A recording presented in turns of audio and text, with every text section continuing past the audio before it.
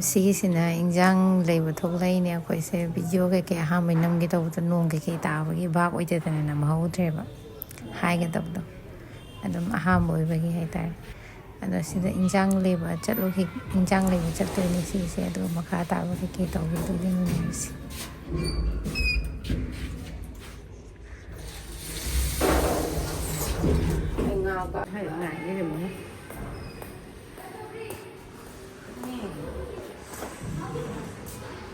Yare, weather report haro.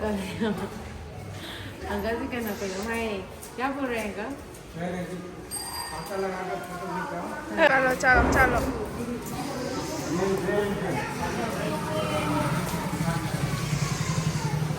Jana phone ko jana phone ka phone kar diya maine Yare, mutat na. Nong se kaidorage Bayan. Thank you bhai Bhaiya, ठीक देखे दो पतला पतला है. भैया जी carat कैसे दे रहे हैं 40 रुपए 1 किलो अरे भाई ज़्यादा मोटा नहीं चाहिए. एक पाव Si gajar se lai de. गजर से Dumain ha yoga. ओ गजर से lupa ni phone ba ai champu cha bai ne ba ko ai cha de lupa 4 no lupa 10 rupees Ibian gini kata ba. ये नहीं खाते इसके अंदर ये लग रहा है ना मशरूम कितना है रोटी का 1 किलो है Hamen timba mula orang.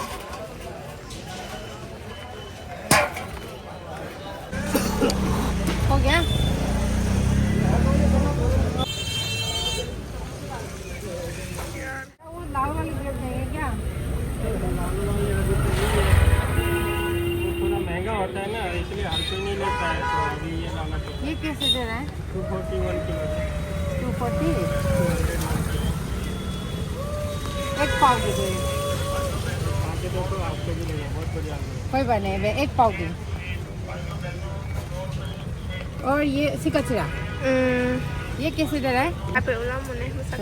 Sindong mali ko. सिन फर्स्ट सिन दे गए नो सिन बने सो दे गए सिन मा कर ले ने बस ये लाल है बे वो ये ज्यादा लाल हो गया ना ये आपको जो पसंद आए वो ले Ulam mana? सिला का फजे में सब को सिलावर्स ये कोई बेन स्ट्रॉबेरी भी लाइक जंग जंग सी kita yang fazerá não event ya tipo foi Dia bra. dice ana da bani miyam na Para mana nan hai je. घूमने Asam में badra. या मुझ में ऐसे मैं वो प्लास्टिक वाले ऊपर में ऐसा वाले नहीं एकदम कंदन वाले हाँ वो लाइक ऐसे करी Sifia, dia ada kata. Satu apa ni mati do mga ya.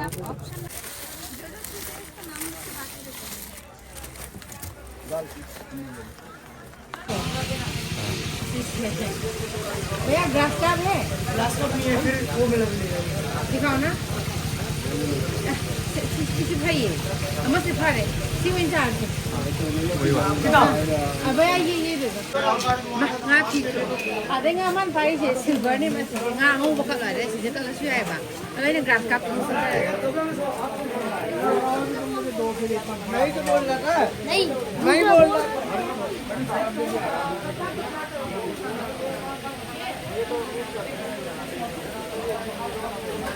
उसके बाद का जो बचेगा ना वो ऐसे करता ना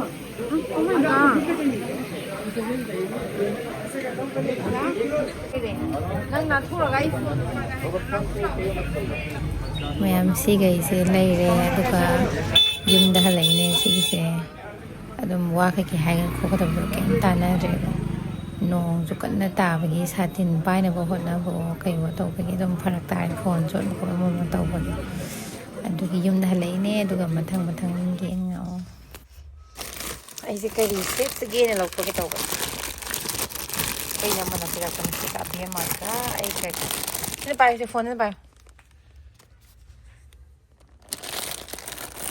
हाँ Ôi thật cái chả một lỗi chả một khờ cả chả một lỗi chả phục tập đi đã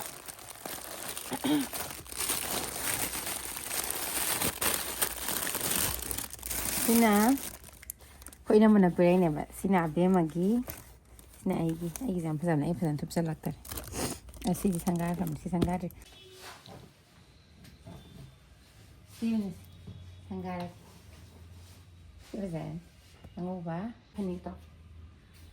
Since. See ani say ay outfit.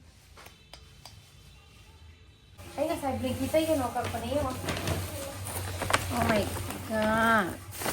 Kaya hana talaga ulutan na. Simple sa hapan nito na. Subudi oy zare aduga dragon fruit eh.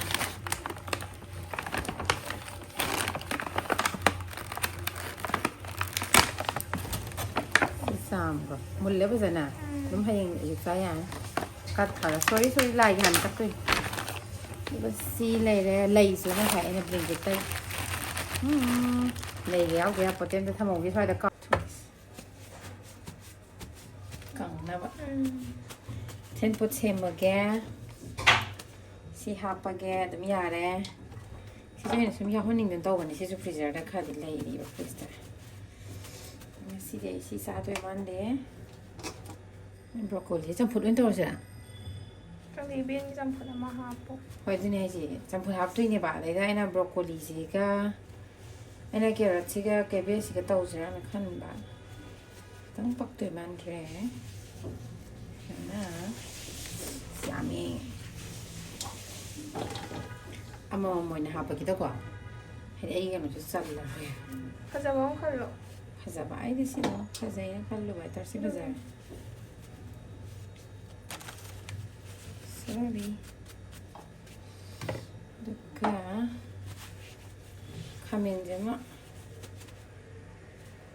kara barma sika do do di photo ba ay di barma sika ane na yeng ni ba ya pilo ay ma do chali sis do tari ay gisa si matawani sumain tawrani nagiti siyam pasab ni ko bisa ni sakai la phaji hadro hana masak se ha pasa jing ji mayai la hai dai ne ba ai si jing ni yum de pora ko yengon ta sak ni ha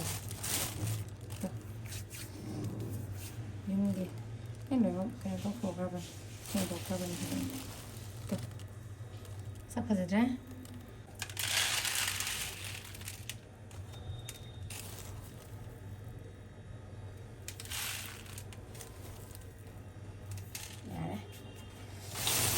Ay, boss eh.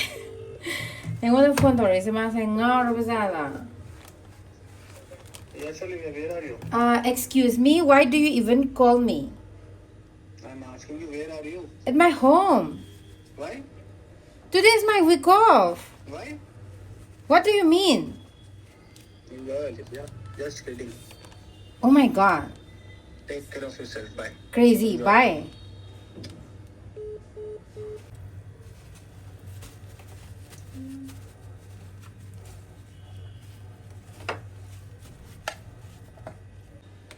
Si hapa kayari. Ay sige hena pasana sembang ngamdre. Kano zayara ay hay makan sila zara. Adoga ay si. Kano hapam ti ya maru ay nakhalami war le nam ti mo tu. Si. Yung da ya persai bi puzarak pa ni. Inaw pim sa pada hapak pa ni iman.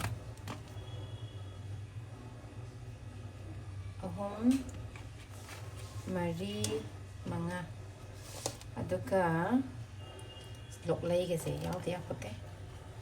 Ay diwa ay hapos gaya ba? May hapos gaya diwa si pasal.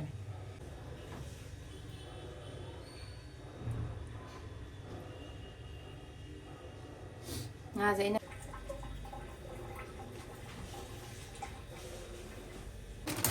Lagi lỗi mà. Tôi lẹ ngon với dễ em rất rõ. Nó hay chua ghê đó. Còn cận này. Này thôi, cái lúc cận đó hai bên này mình thích.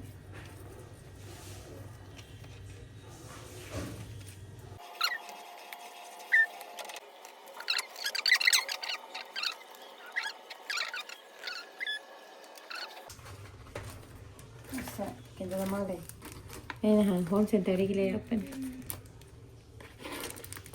ꯑꯣꯔꯦꯟꯖꯀꯤꯅꯤ orange ꯕ꯭ꯂꯖꯝ ꯍꯥꯏꯕ꯭ꯔꯥ ꯀꯩꯅꯣ ꯍꯥꯏꯕꯅꯣ ꯃꯃꯤꯡꯁꯤꯗꯣ orange ꯕ꯭ꯂꯖꯝ orange ꯑꯣꯏꯅ ꯅꯝꯖꯥꯅꯤ ꯁꯤꯁꯦ ꯁꯤꯒꯤ ꯗꯨꯛꯁꯨ ꯂꯩꯌꯦꯕꯀꯣ ꯑꯗꯣ ꯁꯤꯗꯪ ꯊꯥꯔꯒꯦ ꯁꯤꯗꯤ ꯁꯤꯒꯤꯁꯤꯅ ꯁꯤ ꯊꯝꯃꯒꯦꯕ ꯌꯥꯏꯗꯅ ꯑꯗꯨꯒ ꯅꯠꯇꯦ ꯁꯤꯅ ꯁ꯭ꯋꯥꯏꯗ ꯊꯝꯕ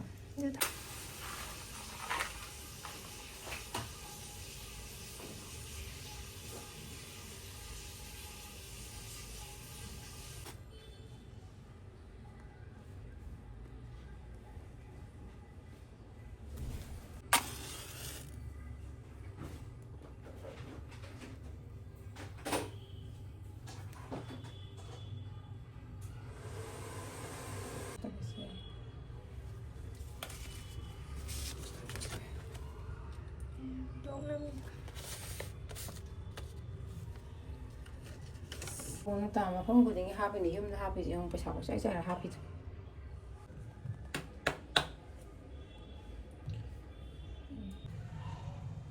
ꯃꯌꯥꯝ ꯑꯩ ꯀꯠꯄ ꯂꯣꯏꯖꯔꯦ ꯏꯕꯦꯟꯒꯤ ꯏꯕꯦꯟ ꯆꯥꯍꯣꯡ ꯑꯍꯣꯡꯕ ꯄꯤꯅꯕꯤꯌꯨꯀꯣ ꯑꯅꯥ ꯑꯌꯦꯛ ꯌꯥꯎꯗꯕ ꯄꯩꯁꯥ ꯅꯨꯡꯁꯥ ꯄꯥꯏꯕ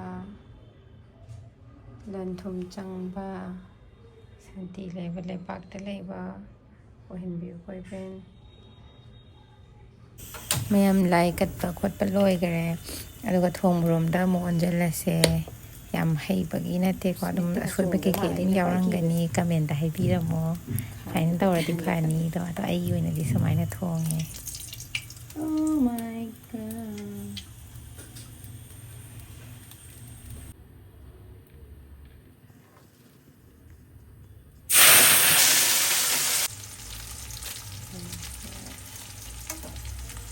Amado.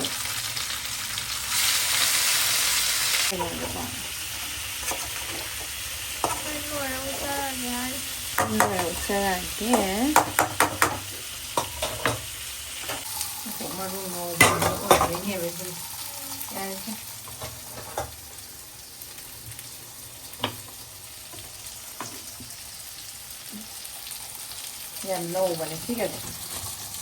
Nobra. Ha.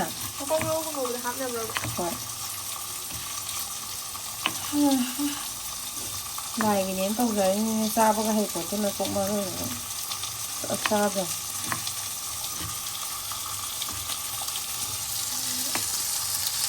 Kemande. Digom the fan section ai thadigom chane. Ai jani ga sorry bin mai thadigom na hauna chana ai roma. Tarotang otti leke.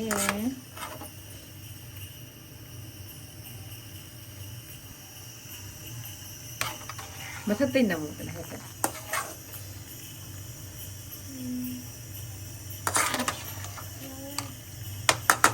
Kasi, yung kemza kay man da suya.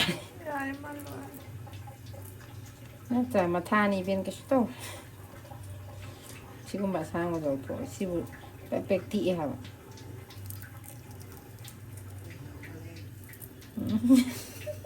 Masakit.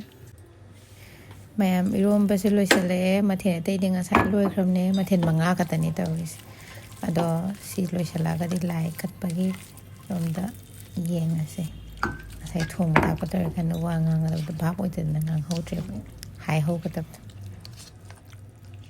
ꯀꯥꯡꯍꯧ ꯃꯥꯟꯒ ꯂꯣꯝꯕꯒ ꯑꯩꯈꯣꯏ ꯗꯥꯅ ꯍꯥꯞꯄꯤꯔꯛꯏꯅꯦ ꯅꯨꯡꯁꯤꯕꯅꯦ ꯍꯥꯏꯕ ꯈꯔ ꯆꯠꯊꯣꯛꯎꯗꯅ ꯈꯔ ꯎꯅꯕ ꯑꯗꯨꯗ ꯂꯣꯏꯔꯦ ꯑꯩꯅ ꯊꯣꯡꯕ ꯉꯥꯗꯣ ꯃꯁꯛꯁꯦ ꯐꯖꯕꯅꯦ ꯑꯗꯒꯤ ꯁꯤꯗ ꯏꯔꯣꯝꯕꯗ ꯈꯔ ꯍꯥꯞꯈ꯭ꯔꯦ ꯉꯥꯁꯦ ꯉꯥ ꯑꯇꯥꯎꯕ ꯂꯩꯔꯦ ꯑꯗꯒꯤ ꯁꯤꯗ ꯏꯔꯣꯝꯕ ꯂꯩꯔꯦ ꯏꯔꯣꯝꯕꯁꯨ ꯂꯣꯏꯅ ꯁꯨꯅꯕ ꯆꯥꯏꯔꯕꯅꯦ ꯆꯝꯐꯨꯠ ꯂꯩꯔꯦꯀꯣ ꯆꯝꯐꯨꯠꯀꯤ ꯃꯤ ꯅꯠꯇꯦ ꯑꯩꯈꯣꯏꯗꯤ ꯑꯗꯨꯅ ꯉꯥꯔꯤꯡꯈꯥ ꯀꯥꯡꯍꯧ ꯀꯩꯀꯩ ꯂꯩꯔꯦ ꯌꯥꯔꯦ ꯍꯧꯖꯤꯛ ꯍꯥꯞꯄꯛꯑꯒꯦ ꯁꯤꯁꯦ ꯃꯌꯥꯏꯗ ꯑꯣꯏꯅ ꯇꯧꯔ ꯃꯅꯥꯀꯟ ꯑꯣꯏꯅ ꯇꯧꯔꯦꯀꯣ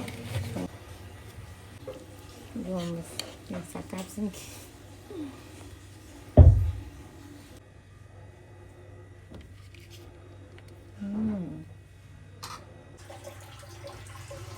ꯊꯨꯝꯒꯨꯝꯕ ꯍꯥꯞꯆꯤꯜꯂꯒ ꯉꯥ ꯃꯇꯣꯡ ꯐꯖꯕ ꯁꯤꯁꯨ ꯍꯥꯞꯈ꯭ꯔꯦ ꯁꯨꯃꯥꯏꯅ ꯌꯥꯎꯍꯟꯈ꯭ꯔꯦ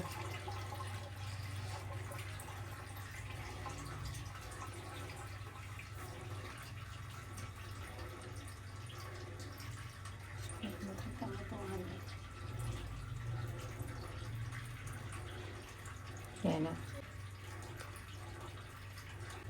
ꯃꯌꯥꯝ ꯑꯩꯁꯦ ꯁꯨꯃꯥꯏꯅ ꯇꯧꯔꯒ ꯑꯗꯨꯝ ꯁꯤꯒꯤꯁꯦ ꯀꯠꯂꯒ ꯑꯩꯒꯤ ꯏꯃꯣꯏꯅꯨ ꯏꯕꯦꯟ ꯏꯃꯣꯏꯅꯨ ꯏꯔꯥꯟꯕꯒꯤ 2025ꯀꯤꯁꯦ ꯂꯣꯏꯁꯤꯟꯈꯔꯦ ꯚꯤꯗꯤꯑꯣꯗꯨ ꯂꯣꯏꯔꯒ ꯑꯗꯨꯝ ꯀ꯭ꯂꯣꯖꯤꯡ ꯀꯩꯀꯩ ꯍꯩꯍꯧꯒꯗꯕꯗꯣ ꯑꯗꯨꯝ ꯃꯇꯝ ꯊꯦꯡꯖꯤꯜꯂꯛꯄ ꯀꯩꯀꯩ ꯇꯧꯕꯒꯤ ꯚꯥꯞ ꯑꯣꯏꯍꯧꯗ꯭ꯔꯦꯕꯀꯣ ꯃꯌꯥꯝ ꯚꯤꯗꯤꯑꯣꯁꯦ ꯂꯣꯏꯐꯥꯎ ꯌꯦꯡꯕꯤꯕꯒꯤ ꯌꯥꯝ ꯊꯥꯒꯠꯆꯔꯤ ꯅꯨꯡꯉꯥꯏꯕꯤꯔꯗꯤ ꯂꯥꯏꯛ ꯇꯧꯕꯤꯔꯝꯃꯣ ꯁꯕꯁꯀ꯭ꯔꯥꯏꯕ ꯇꯧꯕꯤꯔꯝꯃꯣ ꯁꯤꯌꯔꯁꯨ ꯇꯧꯕꯤꯔꯝꯃꯣ ꯑꯗꯨꯒ ꯃꯊꯪ ꯚꯤꯗꯤꯑꯣ ꯅꯨꯡꯉꯥꯏꯕ ꯊꯥꯒꯠꯆꯔꯒꯦ ꯐꯔꯃꯤꯟꯅꯔꯁꯤ ꯕꯥꯏ ꯕꯥꯏ